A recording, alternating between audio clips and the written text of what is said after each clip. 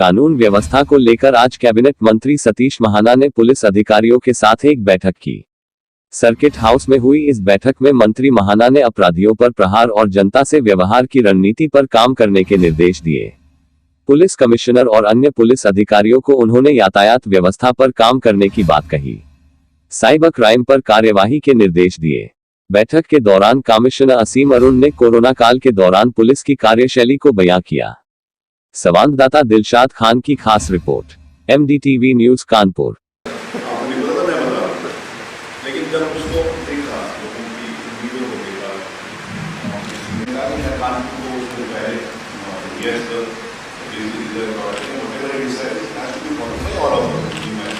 माने, लेकिन कैबिनेट के करीब होने के नाते से मैं कानपुर बोलूँगा, आई वॉज हैप्पी। तो वो मेरे दिमाग में जो कोई चीज़ शुरू से ऐसे मैं उसको वही थी पब्लिक की देखिए, लगभग 2 माह हो गए कानपुर में कमिश्नरी की व्यवस्था स्थापित हुए। मेरा कंसर्न था कि इधर जो कोविड के टाइम में विशेष रूप से ये कोरोना कर्फ्यू रहा, उसकी ठीक तरीके से मैनेजमेंट हो, ये प्राथमिकता थी। साथ में इसके साथ ये भी प्राथमिकता थी कि जैसे जैसे कर्फ्यू में ढील होगा, वैसे वैसे पुलिस को अपनी कमिश्नरी की व्यवस्था को स्थापित और सिद्ध करने के लिए मेहनत करनी पड़ेगी। क्योंकि जनता को लगता है कि पुलिस कमिश्नरी सिस्टम जब बन गया है तो इसका मतलब बहुत बड़ा सुधार की अपेक्षा है, और इसी भाव के साथ किया भी गया। माननीय मुख्यमंत्री जी ने यही सोचकर कमिश्नरी की व्यवस्था लागू करी, क्योंकि पुलिस कमिश्नरी के माध्यम से हम अपराध और नीचे स्तर के ऊपर भ्रष्टाचार को रोक सकेंगे। इसके ऊपर सबसे बड़ा उदाहरण है कि कानपुर में, उदाहरण के लिए मैं बता रहा हूँ कि कानपुर में जैसे श्री आकाश कुल्हरी SSP थे, तो उनके पास कानपुर और कानपुर आउटर क्षेत्र पूरे का पूरा SSP होने के नाते से उनके ज्यूरिसडिक्शंस में रहता था। एक व्यक्ति के ऊपर काम का बोझ और काम के विभिन्न प्रकार की समस्याएं सामने रहती थी। आज वो एडिशनल कमिश्नर के नाते से आज उनके पास क्राइम है और कानपुर के कमिश्नरी व्यवस्था का क्राइम है, तो उसको अच्छे और प्रभावी ढंग से देख सकते हैं। इसी प्रकार के जैसे पहले लगभग 20 ऑफिसर्स थे, गेजेटेड ऑफिसर्स के, IPS और ये मिला के पूरे कानपुर में, अब सिर्फ कमिश्नरी में 40 हैं। तो जैसे वरिष्ठ अधिकारियों की संख्या बढ़ती है, वैसे मॉनिटरिंग भी लोअर लेवल के ऊपर प्रभावी ढंग से होती है। उसको प्लानिंग करने की बात होती है कि प्लान्ड वे में अपराध को कैसे क्राइम किया जा सकता है। आज जिस समय ये क्रिमिनल्स नई टेक्नोलॉजी का सिस्टम का इस्तेमाल कर रहे हैं, साइबर क्राइम का है, उसको कैसे प्लान करके कैसे उसके ऊपर अंकुश लगाया जा सके। पुलिस जनता के साथ फ्रेंडली बने और अपराधियों के ऊपर प्रहार बने, इसके ऊपर कैसे चर्चा हो सकती है। कानपुर के ट्रैफिक की व्यवस्था को किस प्रकार से सुधार सकते हैं। ट्रैफिक वालों को, मैंने पुलिस वालों को बोला है कि इनका बिना नगर निगम और विकास प्राधिकरण और विकास से संबंधित जो एजेंसी से बिना उनके कोऑर्डिनेशन से काम नहीं हो सकता। इसके ऊपर भी चर्चा हुई। नई कमिश्नरी व्यवस्था बनने के बाद उनको जिस प्रकार के संसाधनों की आवश्यकता है, इंफ्रास्ट्रक्चर की ज़रूरत है, क्योंकि आउटर एक अलग जिला, अलग एक पुलिस की व्यवस्था होगी। तो SP आउटर भी इस बैठक में मैंने उनको भी अपेक्षा करी थी कि वो हैं, वो भी आए थे। उनके लिए ऑफिस कहाँ पर हो, उनका लिए हेडक्वार्टर्स कहाँ पर हो, उनके लिए किस चीज़ की आवश्यकता है। गाड़ियाँ पहले जितनी थी, अब ऑफिसर्स की संख्या बढ़ी है, तो उसकी मतलब इंफ्रास्ट्रक्चर के ऊपर भी बात हुई।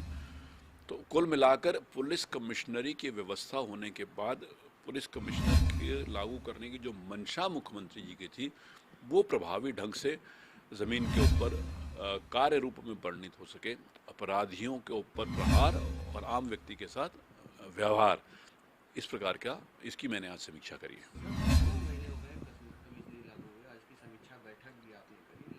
पुलिस के कहीं ना कहीं ऐसे वीडियो वायरल हो रहे हैं जिससे जो है पुलिस की छवि जो है वो धूमिल हो रही है। जैसे अभी विधायक जी मैथानी जी के यहाँ भी ऐसा एक कांड हुआ, उसके बाद एक वीडियो वायरल है सोशल मीडिया में, जिसमें दरोगा जी जो है वो खुद जो है देसी कट्टा दिखाते हैं। तो इस प्रकार की, देखिए, इस प्रकार की जो सिस्टम के अंतर्गत जो लोग सिस्टम से अलग चलना चाहते हैं, गलत चलना चाहते हैं, सरकार की मंशा हमेशा साफ है। विशेष रूप से जिस समय योगी जी के नेतृत्व में सरकार चल रही है और अपराध और अपराधियों के प्रति जिस समय 0 टॉलरेंस की बात है, तो उसमें पारदर्शिता की भी बात है।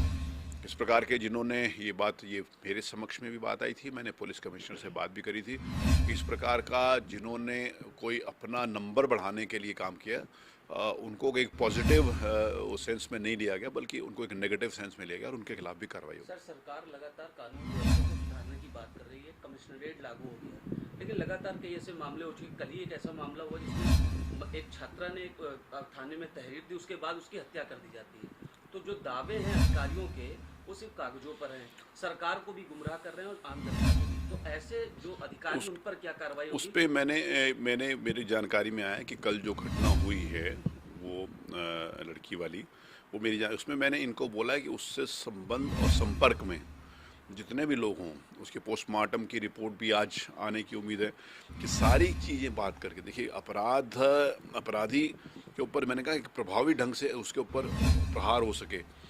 हाँ, उसमें उसके लिए जो फैक्ट्स हैं, कभी कभी अभी तक ये कभी कभी ऐसा होता था कि जो फैक्ट्स के आधार के ऊपर नहीं, मुकदमा खोलने के लिए खोल दिया जाता था। तो मैंने इस मीटिंग में अपने पुलिस के अधिकारियों से ये अपेक्षा करी है कि सही खुले, किसी भी जो उसमें इन्वॉल्व ना हो आदमी।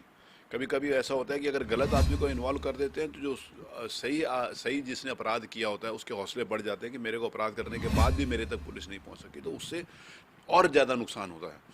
तो मैंने कल वाली घटना के ऊपर भी संज्ञान लेकर अपने अधिकारियों से बोला है कि उसको पूरी तरीके से प्रमाणित करें कि क्या घटना हुई है। हवा में घटना नहीं खोलें, क्योंकि पहले ज़्यादातर हवा में घटना खुल जाती थी, हवा में घटना नहीं खोलें, उसको प्रमाणित तरीके से बोलें। उसके ऊपर मैंने बात कही है।